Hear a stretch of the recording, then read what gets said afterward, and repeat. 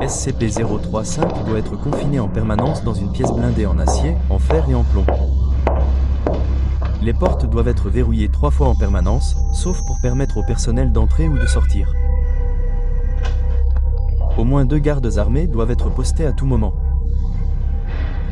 Les gardes doivent rester à l'extérieur en permanence et ne sont autorisés à pénétrer dans la pièce de confinement en aucune circonstance.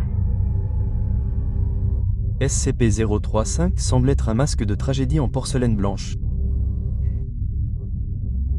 Un liquide visqueux hautement corrosif et dégénératif suinte en permanence de ses orifices pour les yeux et la bouche, et tout ce qui entre en contact avec cette substance se décompose lentement au fil du temps jusqu'à se décomposer complètement en une flaque du contaminant d'origine. L'origine du liquide est inconnue. Les conversations avec Un compte courant rémunéré à 2%, ça fait du bien. Monabank, les gens avant l'argent. SCP-035 se sont avérées instructives. Les chercheurs ont appris des détails sur d'autres objets SCP dans l'histoire en général, car SCP-035 prétend avoir été présent à de nombreux événements marquants.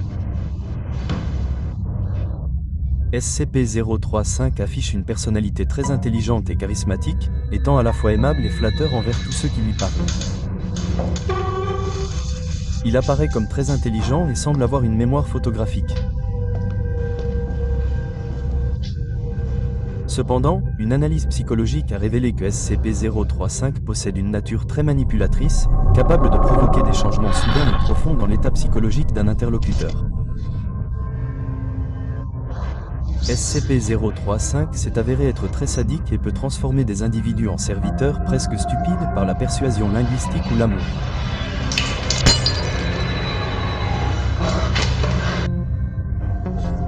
Sérieux. SCP-035 a déclaré avoir une connaissance intime du fonctionnement de l'esprit humain et a laissé entendre qu'il pouvait changer l'opinion de n'importe qui si on lui en laissait suffisamment de temps. SCP-035 semble être un masque de comédie en porcelaine blanche, bien qu'il se transforme parfois en tragédie.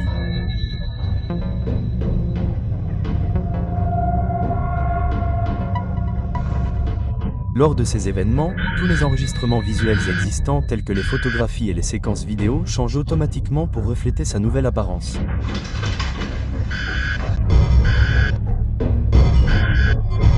Les sujets se trouvant à moins de 1,5 à 2 mètres de SCP-035 ou en contact visuel avec lui ressentent une forte envie de le mettre.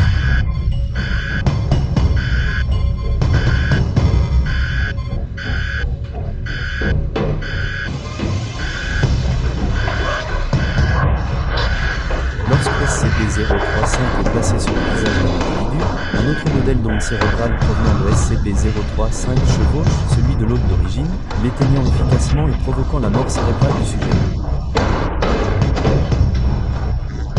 Les corps des sujets possédés se décomposent à un rythme très accéléré, ne devenant finalement guère plus que des cadavres momifiés.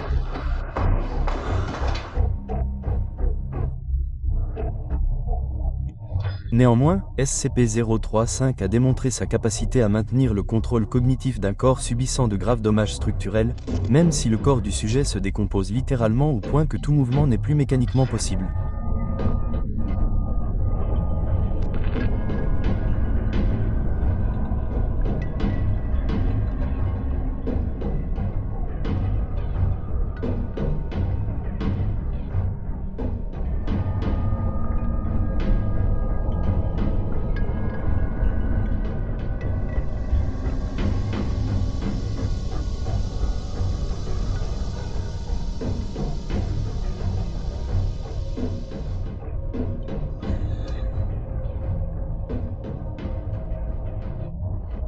SCP-035 doit être conservé dans une vitrine hermétiquement fermée d'au moins 10 cm d'épaisseur.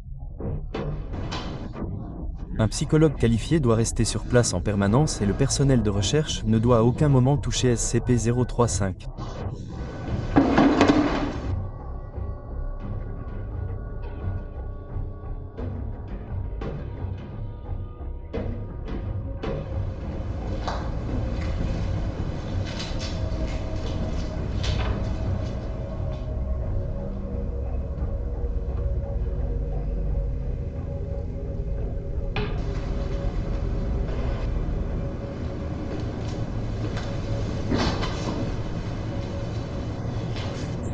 Nous avons des lèvres de slush-slush.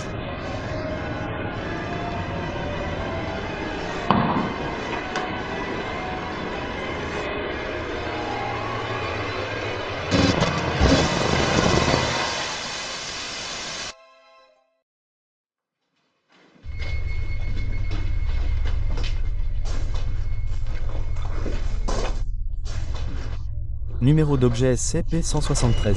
Classe d'objet Euclide. Procédure de confinement spéciale.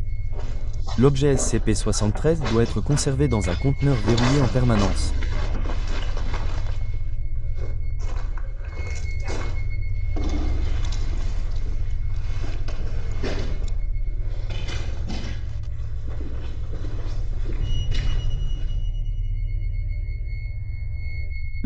Chez Amazon, plus de 50% des commandes sont désormais livrées avec moins d'emballage. Le personnel doit pénétrer dans le conteneur de SCP-173, pas moins de 3 personnes peuvent y entrer à tout moment.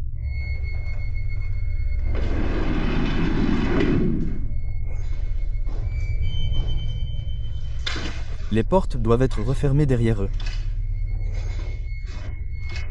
2 personnes doivent maintenir un contact visuel direct avec SCP-173 en permanence jusqu'à ce que tout le personnel ait quitté le conteneur et les refermé.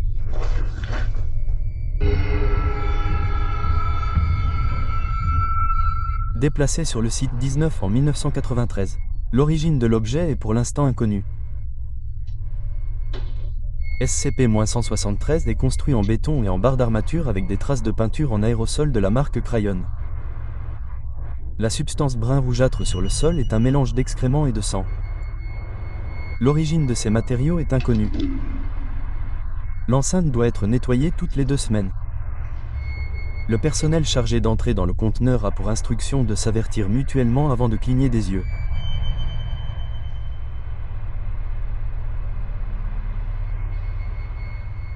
La ligne de mire ne doit jamais être interrompue avec SCP-173.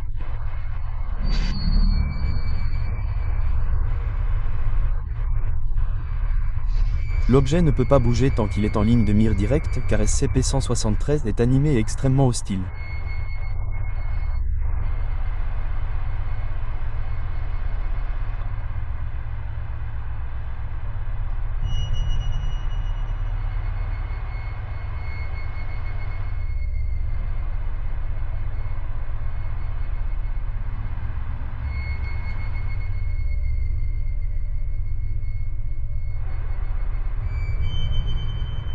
On rapporte que l'objet attaque en brisant le cou à la base du crâne ou en l'étranglant.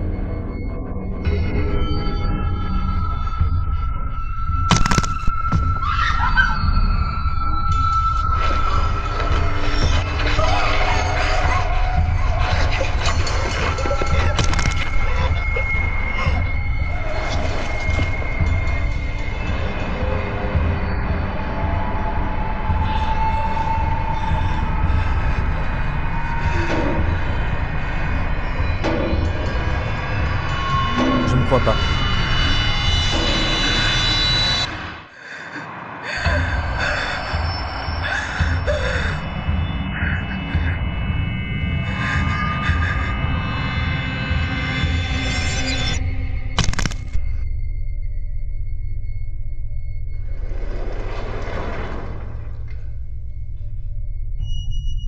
En cas d'attaque, le personnel doit respecter les procédures de confinement des objets dangereux de classe 4. Le personnel signale des bruits de raclement de pierres provenant de l'intérieur du conteneur alors que personne n'est présent à l'intérieur. Cela est considéré comme normal et tout changement dans ce comportement doit être signalé au superviseur HMCL par intérim en service.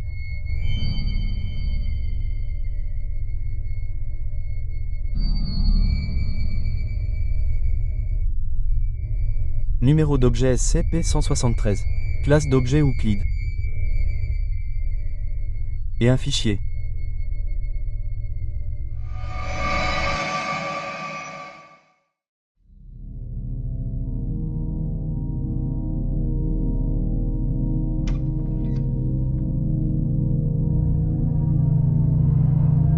On ignore actuellement où se trouve SCP-1048, bien qu'on pense toujours qu'il se trouve quelque part sur le site 24. Le sujet doit être sécurisé pour le confinement, mais toute création de SCP-1048 doit être détruite sur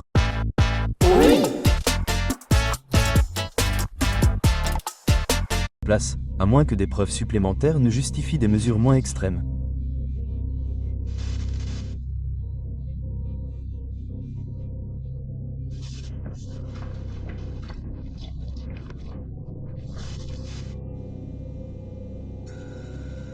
Aucun ours en peluche ne doit être autorisé sur le site 24 afin d'éviter toute confusion ou erreur d'identité. Tout objet ressemblant à un ours en peluche doit être immédiatement signalé à l'équipe de sécurité. Ce n'est pas une blague. Nous n'avons aucune idée de toutes les capacités de SCP-1048. Qui sait combien de ces fichues choses existent déjà? Citation du Dr Carve.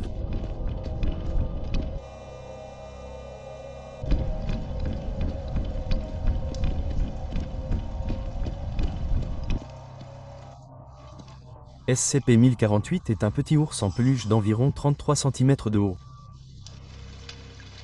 Lors de tests, la composition du sujet n'a révélé aucune caractéristique inhabituelle qui le distinguerait d'un ours en peluche non conscient. Le sujet est capable de bouger de son propre chef et peut communiquer par un petit nombre de gestes. Le sujet montre régulièrement de l'affection aux individus d'une manière que la plupart des gens trouvent attachante. L'affection se manifeste généralement sous la forme d'un câlin sur la jambe inférieure, mais le sujet a également été observé en train de danser, de sauter sur place et, lors de 2 événements distincts, il a même dessiné des images enfantines pour le personnel d'entretien. Tous les membres du personnel de la Fondation qui ont interagi avec le sujet ont réagi positivement à son affection, même les membres de la classe D ayant normalement des tendances sociopathes.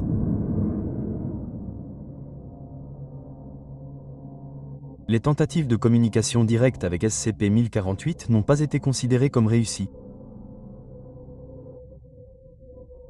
Bien qu'il soit capable de gestes simples pour indiquer une réponse par oui ou par non, il ne réagit souvent pas aux questions concernant sa nature et son origine. On ignore si cela est dû au fait que SCP-1048 ne connaît tout simplement pas les réponses ou parce qu'il ne veut pas répondre.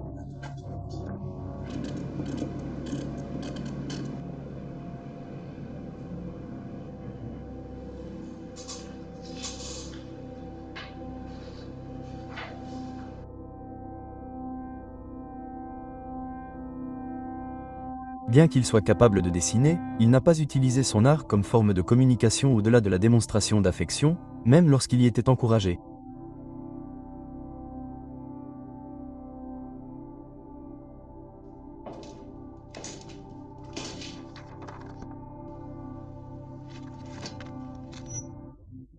Le comportement le plus anormal de SCP-1048 n'a été observé qu'environ 7 mois après sa sécurisation initiale.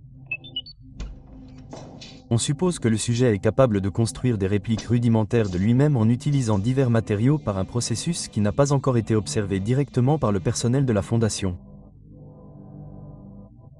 Le Dr Carver a suggéré que SCP-1048 utilise ses qualités attachantes pour endormir ceux qui l'entourent dans un faux sentiment de sécurité, lui permettant de collecter des matériaux pour produire ses créations.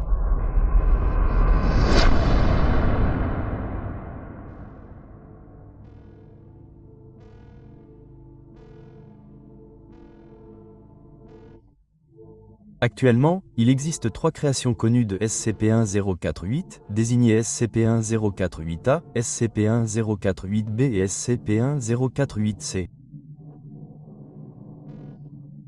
La nature de ces créations contraste fortement avec le comportement général de SCP-1048, car toutes ont fait preuve d'une violence extrême envers les humains.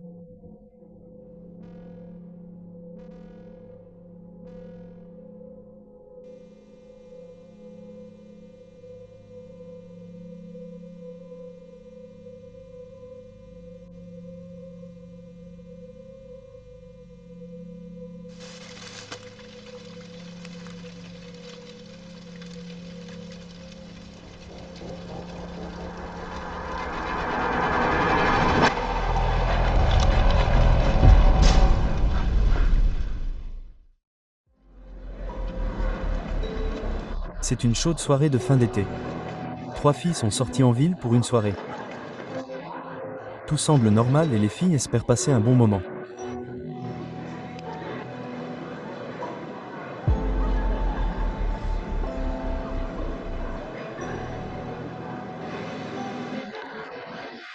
Mais elles sont loin de se douter que quelqu'un ou quelque chose se cache dans l'ombre, observant, attendant.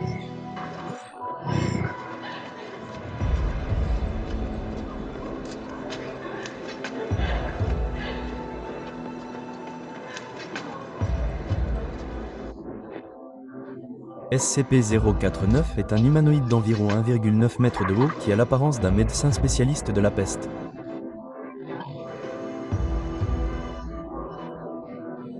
Bien que SCP-049 semble porter les robes épaisses et le masque caractéristique de cette profession, les vêtements semblent avoir poussé hors du corps de SCP-049 au fil du temps et sont désormais presque impossibles à distinguer de la forme qui se trouve en dessous.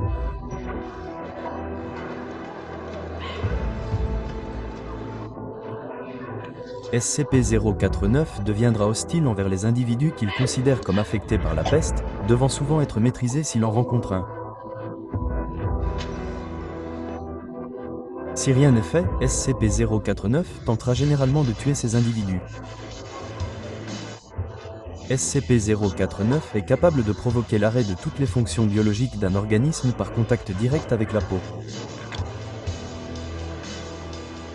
Arrêtez.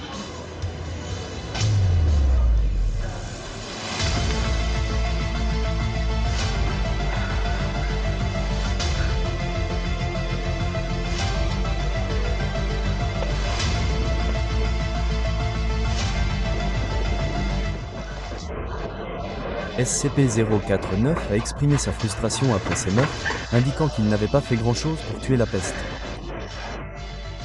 Cependant, il cherchera généralement à pratiquer une intervention chirurgicale grossière sur le cadavre, en utilisant les outils contenus dans une mallette de médecin noir qu'il porte en permanence.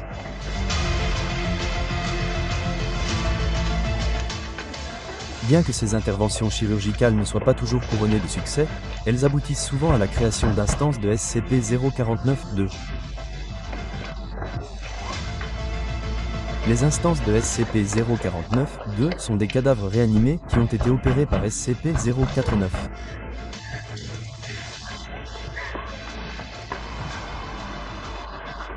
Ces instances ne semblent conserver aucun de leurs souvenirs ou fonctions mentales antérieures,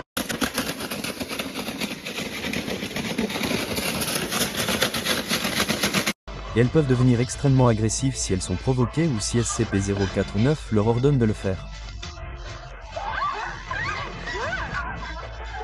Malgré ces altérations, SCP-049 remarque souvent que les sujets ont été guéris.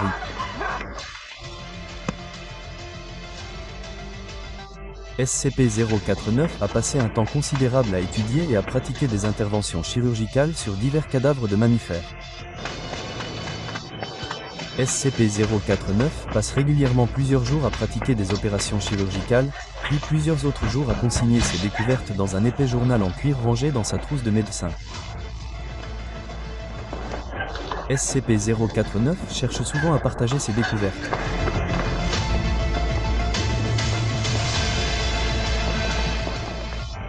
SCP-049 a été découvert lors d'une enquête sur une série de disparitions inconnues. Lors d'une descente dans une maison locale, les enquêteurs ont trouvé plusieurs instances de SCP-049-2 ainsi que SCP-049. Alors que les forces de l'ordre s'attaquaient aux instances hostiles de 049-2, SCP-049 a été remarqué en train d'observer l'affrontement et de prendre des notes dans son journal. Après que toutes les instances de 049-2 aient été éliminées, SCP-049 a volontairement été placé sous la garde de la Fondation.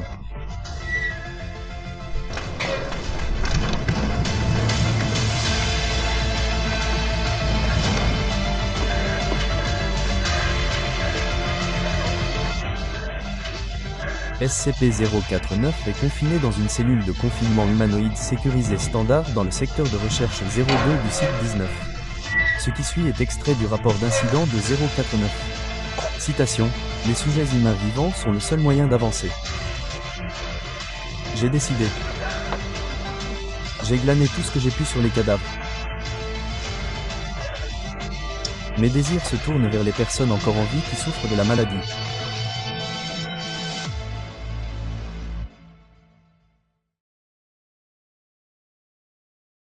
Vous venez de vous réveiller au milieu d'un champ de maïs. Vous n'avez aucune idée de comment vous êtes arrivé ici.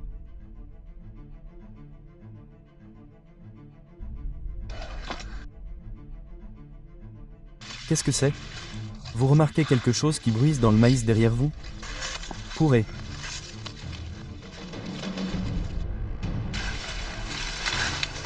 C'est juste derrière vous. Ne vous retournez pas. Continuez.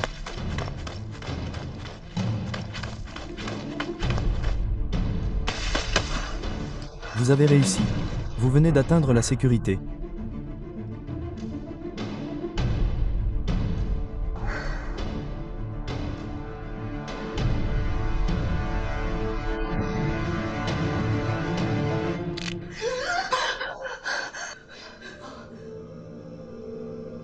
Ou avez-vous suivi des procédures de confinement spéciales?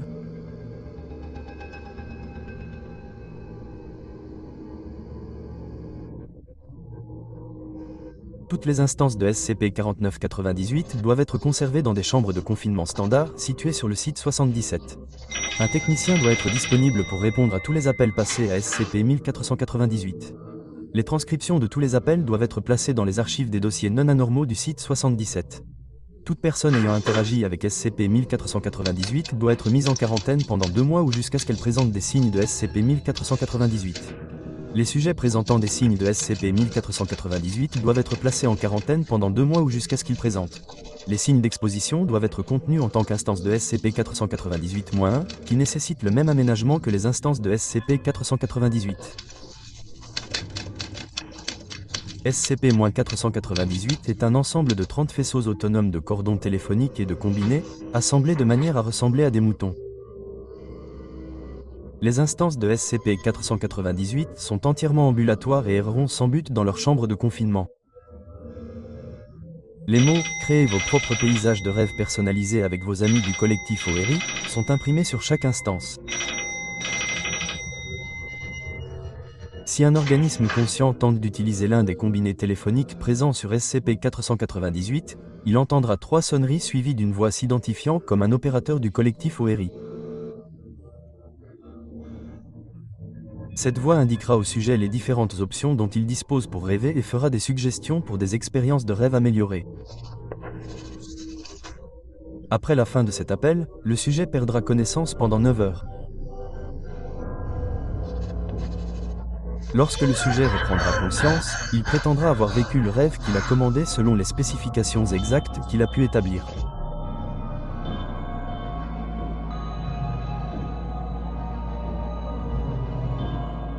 Les sujets peuvent exprimer le désir de continuer à utiliser SCP-498.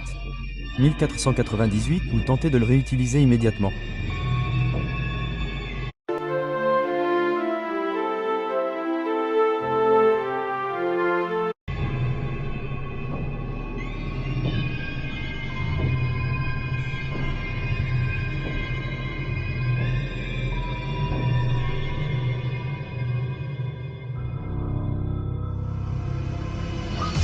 Lorsque les sujets sont exposés de manière répétée à SCP-498, ils peuvent commencer à ressentir des changements dans leur état physique et mental. Les sujets affectés par SCP-498 exprimeront le désir de dormir aussi souvent que possible, préférant utiliser SCP-498 s'ils en sont capables. Pendant leur sommeil, des parties du crâne et du crâne du sujet seront remplacées par des parties de téléphone similaires à celles trouvées sur SCP-498.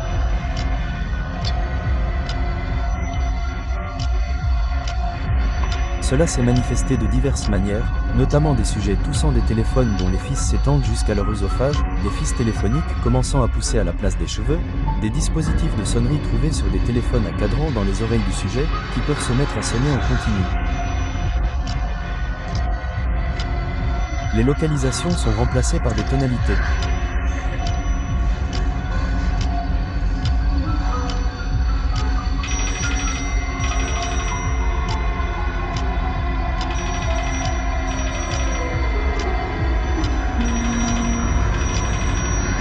Chaleur. Chaleur.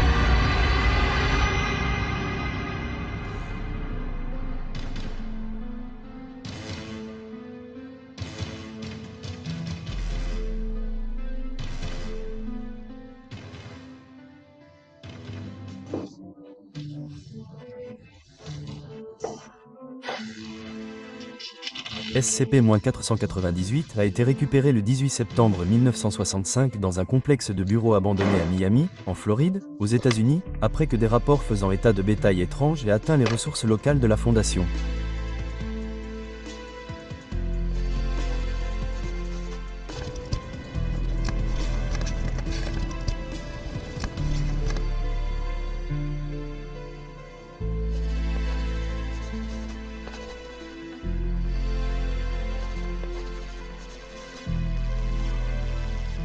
Chaleur.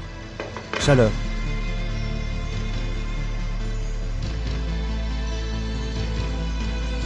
Lorsque les agents de la Fondation sont entrés dans le bâtiment, ils ont découvert SCP-1498.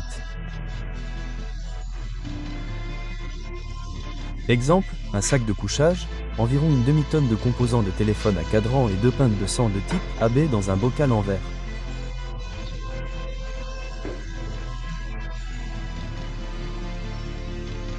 De plus, une combinaison de pyjama bien portée a été découverte pliée sur le sac de couchage. Les tests ont montré que plusieurs mois de sueur et d'huile corporelle avaient imprégné le tissu.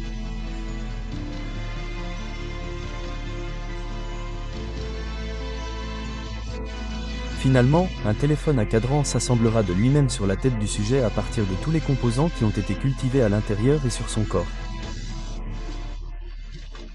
À 11h14 1965, SCP-1498 a été classé comme Euclide.